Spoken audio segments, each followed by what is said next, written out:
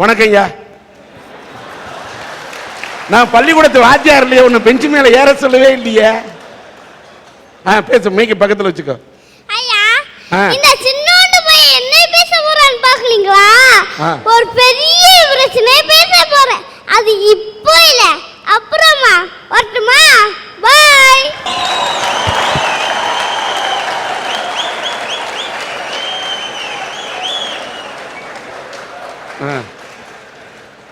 நான் என்னமோ எழுச்சி நின்ன உடனே பையன் ஏதோ பூந்து விளாச போறான்னு பார்த்தா,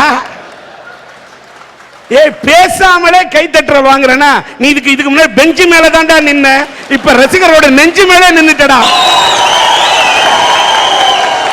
ஐயா, இப்படிதான் ஒரு இடத்துல 3 பேருக்கு தூக்கு தண்டனை கொடுத்துட்டாங்க. தூக்கு தண்டனை கொடுத்தோன்னா ஜட்ஜி சொல்லி இருக்கிறார், கடைசியா 3 ஆசையை சொல்லுங்கப்பா, நிறைவேற்றிட்டு உங்களை தூக்கில போடுறேன்னா. அதுல ஒருத்தர் அமெரிக்காக்காரரு, ஒருத்தர் ரஷ்யாக்காரரு, ஒருத்தர் நம்ம இந்தியாக்காரரு. இந்த அமெரிக்காக்காரரை கூப்பிட்டு உங்களோட ஆசை என்னன்னு கேட்டிருக்காங்க. அவர் சொல்லி இருக்கிறாரு, உலகத்திலே உயர்ந்த மதுபானம் எனக்கு வேணும்னு குடிக்க கொடுத்துருக்காங்க. அடுத்த ஆசை என்னன்னு கேட்டிருக்காரு, உலகத்திலே சிறந்த சாப்பாடு எனக்கு வேணும்னு சொல்லி இருக்கிறாரு, அதுவும் கொடுத்துருக்காங்க. 3வது ஆசை என்னன்னு கேட்டிருக்காரு, அவர் சொல்லி இருக்கிறாரு, என் நாட்டோட முன்னாள் ஜனாதிபதி ஆபிரகாம் லிங்கனோட சமாதி பக்கத்தில் என்னை புதைச்சிருங்கன்றாரு. தூக்கி புதைச்சிட்டாங்க. அடுத்து ரஷ்யாக்காரரை கூப்பிட்டுருக்காங்க, உங்களுக்கு ஆசை என்னன்னு கேட்டிருக்கிறாங்க. அவர் சொல்லி இருக்கிறாரு, உலகத்தையே ஃப்ளைட்டில் ஒரு தடவை சுற்றி வரணும்னு கூட்டிகிட்டு போய் காட்டினாங்க. 2வது ஆசை என்னன்னு கேட்டார், உலகத்தில் உள்ள சயின்டிஸ்ட் எல்லாம் ஒரே இடத்துல பார்க்கணுன்னாரு, நிறைவேற்றினாங்க. 3வது ஆசை என்னன்னு கேட்டார், என்னோட புரட்சியாளன் லெனினுக்கு கல்லறை பக்கத்தில் என்னை புதைச்சிருங்கன்னாரு, புதைச்சிட்டாங்க. 3வது நம்ம ஆளை கூப்பிட்டாங்க. வந்தார் இந்தியாக்காரர், வந்து நீதிபதி முன்னாடி நின்னாரு. நீதிபதி கேட்டாரு, உன்னோட ஆசை என்னப்பான்னு. அவர் சொன்னாரு, சீசன் மாம்பழம் ஒரு கூட நிறைய வேணும்னு.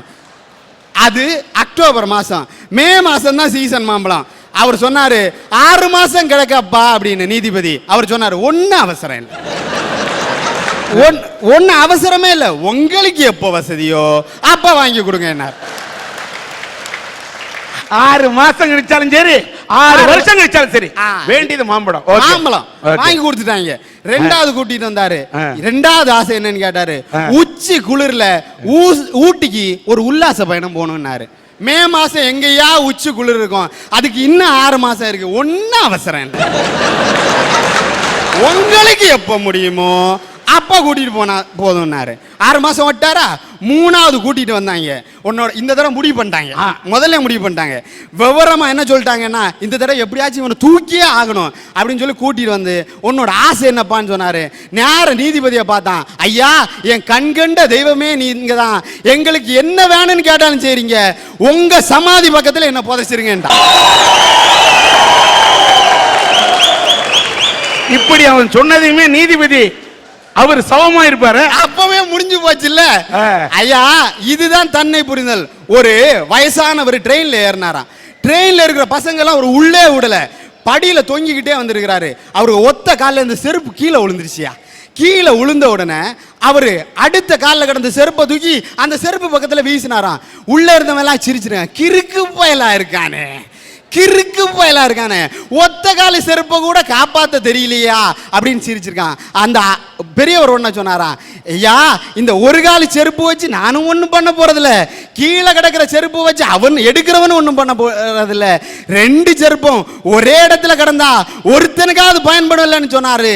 அவரு தான் ஏன் அறிவாளி, அவரு தான் ஏன் தன்னை புரிஞ்சுக்கிட்டவரு.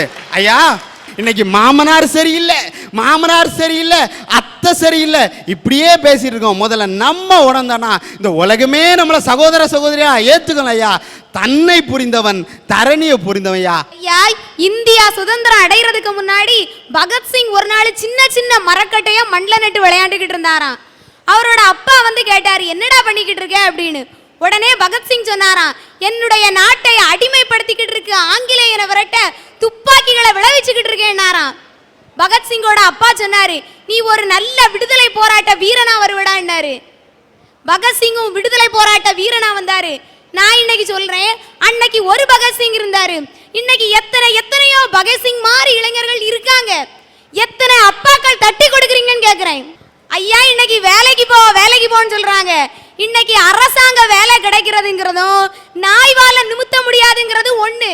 இன்னைக்கு ஒரு வேலை வாய்ப்பை தேடி போனோம்னு வச்சுக்கோங்களேன், அது முட்டாள்தனம். கிடைச்ச வேலையை செஞ்சோம்னா அது சாமர்த்தியம். ஆனா தானே ஒரு வேலை வாய்ப்பை உருவாக்குறோம் பாத்தீங்களா, அதுதான் புத்திசாலித்தனம். இன்னைக்கு என் இளைஞன் சொல்றான், நான் சுய தொழில் செஞ்சு முன்னுக்கு வரேன்னு. ஆனா இந்த பெரியவங்க என்ன தெரியுமா சொல்றாங்க, நீ பாட்டுக்கு சொந்தமா தொழில் செய்யாத, நஷ்டம் வந்தா உன்னால மேனேஜ் பண்ண முடியாதுன்னு. ஆடு மேய்ச்சா கூட நீ அரசாங்கத்துக்கு மேய்ங்கிறாங்க ஐயா. இப்படி இருந்தா எந்த இளைஞன் முன்னேறுவான் ஐயா? எங்க வீட்டு பக்கத்துலயும் ஒரு பையன் சுயதொழில் தொடங்குறேன்னு அப்பாட்ட 1 லட்சம் ரூபா வாங்கியிருக்கிறான் ஐயா. 1 லட்சம் ரூபாய் வாங்கி எல்லாம் முடிச்சிட்டு அவர் வருமானம் வரும்னு எதிர்பார்த்து இருந்திருக்காரு. 1 வருஷம் கழிச்சு வீட்டுக்கு போலீஸ் தான் வந்திருக்கு. என்னன்னு பார்த்தா சொந்தமா இறக்கி சொந்தமா வடிச்சு சொந்தமா வித்துருக்கான், சாராயம் காய்ச்சிருக்கான். ஐயா, இப்படிப்பட்ட பிள்ளைங்க இருக்கிறதுனால தான் பெத்தவங்க என்ன நினைக்கிறாங்க, சுயதொழில் செய்தா பிள்ளை கெட்டு போயிடும் நினைச்சு காசு கொடுக்க மாட்டேங்கிறாங்க. அதை தப்பா புரிஞ்சுக்க கூடாது ஐயா. அரசாங்கம் செஞ்சா தப்பு இல்லங்கிறீங்க, ஏன் இளைஞன் செஞ்சா மட்டும் ஏன் தப்பு கண்டுபிடிக்கிறீங்க ஐயா? இன்னைக்கு இளைஞன் ஊரை சுத்துறான்னு அத்தனை பேரும் பெரியவங்க அவ்வளவு பேரும் சொல்றாங்க.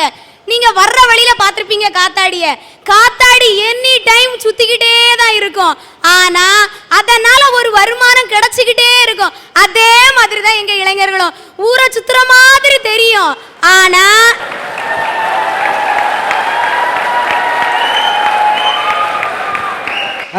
சொல்லு. ஆனா பேப்பர் போடுவாயா, பால் பாக்கெட் போடுவாயா, எப்படியாவது வீட்டுக்கு வருமானம் கொண்டு வர்றான் பாத்தீங்களா, அதுதான் என் இளைய சமுதாயம்.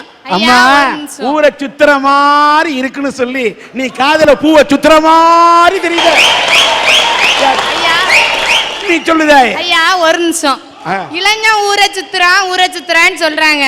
இளைஞன் தனியா சுத்துனா பரவாயில்லைங்க, பொம்பளை பிள்ளைய கூட்டிட்டு சுத்திட்டு இருக்கான். இல்ல வாழ்க்கையில் இதெல்லாம் சகஜமப்பா.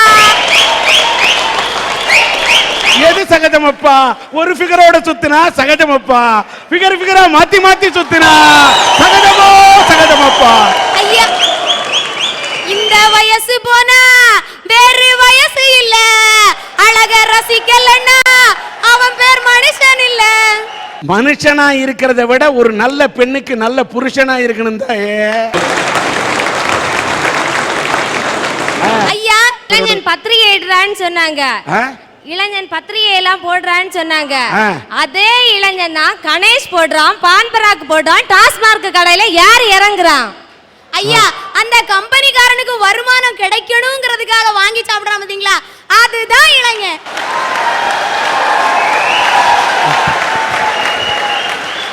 தாயே, என்ன அற்புதமான கருத்தெல்லாம் சொல்ற.